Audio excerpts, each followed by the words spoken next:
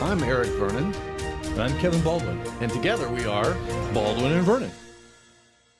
So talking about the calls we get, Kevin, what do you think is the most typical call we get? For anything related to employment, it's usually unemployment. More often than not, people will suffer an issue of unemployment than they will even discrimination or anything else. People get let go, companies close, there's reduction in force, lots of different things. And a lot of times, unfortunately, what people don't realize is that they're going to get let go. And when they get let go, they're going to apply for unemployment, which they should do immediately, the very first thing they should do. Now, do they need our help applying for unemployment? No, they can actually do that all on their own. They can go online and do it, especially in Missouri and in Kansas. They can do it online. But there is a problem that sometimes will arise. There's a lot of employers out there that pride themselves on the fact, we've never paid an unemployment claim. And they feel confident in that because what they do is they deny every claim. Whether you have a right to it or not, if the employer says no, the government will give them the benefit of the doubt and make you prove it. Well, don't most people appeal those? No, actually, most people don't. And that is a big savings to both the employer and the government because people will be like, they denied me, so I'm not going to appeal because that looks difficult. And appealing is not that difficult. A lot of times, if you just put in your appeal, you can do a telephone appeal. Now, I will tell folks this. If you appeal, you're more likely than not to win the appeal, and which is an important thing. That way you'll get your benefits. And what people generally think is, then I'll get that little trickle in 6 or 8 weeks, and that's not really going to be helpful. Actually, what will happen will be that in 6 or 8 weeks, if you win, they will give you a lump sum for what you should have gotten from before that. So that can be very important and can catch you up on your bills and things like that. So let's back up. So you're saying, if I hear you right, that a lot of employers just deny everything, figuring a lot of people aren't even going to appeal that. Absolutely. And a lot of people don't.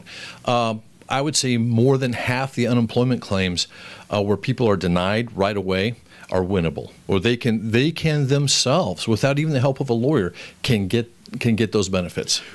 You think people need our help with the appeal process? Well, the only time I think they're going to need our help is if they have some underlying cause. If they believe they were let go for a wrong reason, for age, race, national origin, disability is a big one, or if they think they've been discriminated against, or they've been let go because of a work comp issue, because they made a work comp claim, then you definitely want our help. And the reason you definitely want our help is it can help support your underlying claim. Now, at what point do they have the hearings? Because you and I both represent our clients in these unemployment hearings, sometimes in person, sometimes over the phone. At what point does the hearing get involved, or does a person go to an actual hearing as opposed to just writing on a piece of paper? Well, a lot of times what will happen is when you apply for unemployment, the unemployment division may call you anyway and go, what happened? And then they'll get the boss's version. The boss says, no, they committed misconduct, or they did this or that. The government will then deny you. And then you receive a letter saying you've been denied. Now, you only have 10 days to appeal that. And so within that 10 days, you have got to alert them, send something in writing, usually, send it in writing and saying, no, I'm going to appeal this decision. And at that time, they will schedule you for a telephone hearing. Or if you want an in-person hearing, that's when they'll have to schedule it even farther out, because then you have to go down to the actual division located in downtown Kansas City. Now, at that point, wouldn't you say it's time to get a lawyer involved? Absolutely. Actually, I would at that point, mainly because, especially if you have an underlying discrimination complaint, and you remember one of my favorites is Mr. Kelly. Well, I was going to say, the person calling us Yes. does not necessarily realize that they've been discriminated against. And if you remember, that happened with Mr. Kelly. Mr. Kelly came in, all he wanted was help because he'd been denied unemployment. And when he came in and sat down with us, he couldn't understand why. He said, they said I've committed misconduct, and that's simply not true. I had an evaluation 6 weeks ago. I said I was an 8 out of 10. My employer said I was a 9 out of 10. And suddenly, 6 weeks later, they say I committed misconduct, wasn't doing my work, and that they're going to deny me unemployment benefits. And at that time, I think you and I sat down with him, and our general question was, well, okay, well, what changed in that 6 weeks? And if you remember, Mr. Kelly said, well, nothing really, except for the fact I got diagnosed with cancer and asked him for time off. Right. And you and I were like, what? Right. And then the firing came 3 weeks later, which was suspicious to us, right? Yes. And then what did you find? Well, after we actually began the case, we found out that they'd actually terminated him the very day that he told them he had cancer. And that was weeks before they actually terminated him. They received his email, they read his email, went into a company meeting that was on everyone's calendar, came out of the meeting. So 43 minutes after they received the email saying he had cancer and needed to undergo treatment, they made the decision to fire him and started his termination paperwork. Now, that's something we could only prove after we actually got in litigation. I was going to say that was pretty strong evidence. That was about as strong a proof as you could get. Absolutely. Right? But we didn't know that until after we filed a lawsuit and engaged in discovery. Did not know that. And in fact, the craziest part of that was the fact that the employer still didn't care. They made us go all the way to a jury trial, made us go all the way to a jury verdict, and made the verdict come out against them. So they actually looked horrible. And if you recall, we actually left an HR person on the jury. That's right. And that HR person told us later, said, I did not think that what you told me could possibly be true. And then you proved it. You put the documents into evidence that demonstrated they really did this. And they were shocked. And that all came from an unemployment issue. Absolutely. And the only reason he wanted unemployment was because, and this is, I thought, was one of the most insidious things that happened, he needed that money from unemployment to help pay for his cancer treatment.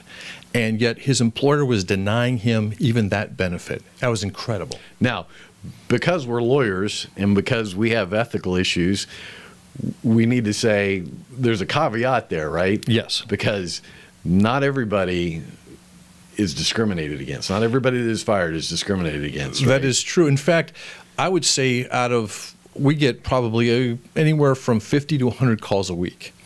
Out of those 50 to 100 calls a week, you may only have 3 or 4 that actually sound like they're actual discrimination. A lot of people call up going, well, my boss was mean to me. Oh, they were. Were they mean to the gal next to you? Oh, yeah. They mean to the black guy? Yeah. The Asian guy? Yeah. So they're mean to everybody? Yeah. It's a hostile work environment. All right. He might be a hostile guy, or she might be a hostile lady. The issue is that hostility related to your age, your Right. race, your national origin, your religion, your disability, any of those things? If it's not, then it's not illegal. Will you talk to people about that without charging them? Absolutely. We generally talk to them. First, they might even get me when they first call, myself or you. They might get either one of us, or they'll talk to our assistant, Wendy, or they'll talk to Sylvia, our associate. Especially if they speak Spanish, they will automatically speak with Sylvia, whose first language is Spanish and, of course, is very fluent. Right. Do you have anything else to add about unemployment benefits? I would always tell people that just because you've been denied, continue on. Make your appeal. And also, more importantly, when you're undergoing the appeal process, continue to submit the information they require.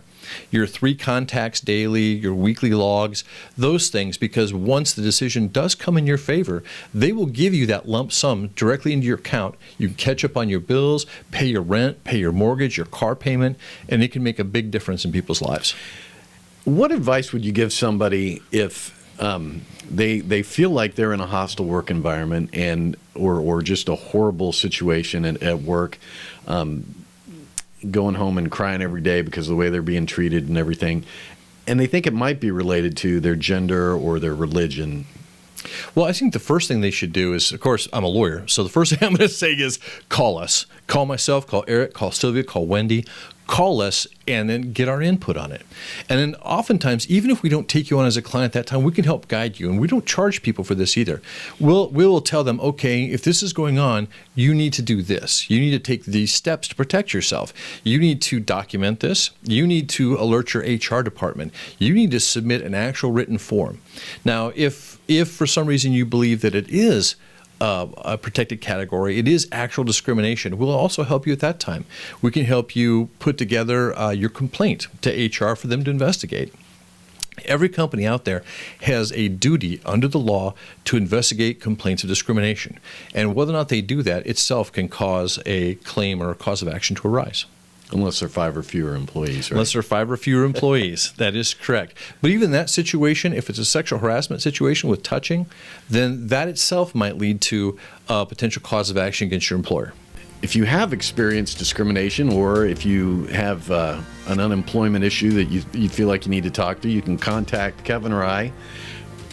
Call us on our phone, 816-842-1102, or come to our website, www.baldwinvernon.com, or Google us, Kevin Baldwin, Eric Vernon, and you'll find us, and there's a place there where you can submit an email contact, and we'll get in touch with you. You have any other things to tell the folks, Kevin? The only thing I tell them is do not quit your job until you've talked to a lawyer. Do not leave that employment until you've had the opportunity to speak with a lawyer. Even if we can't help you in what you're going through, we can at least give you some good practical advice. Sound advice.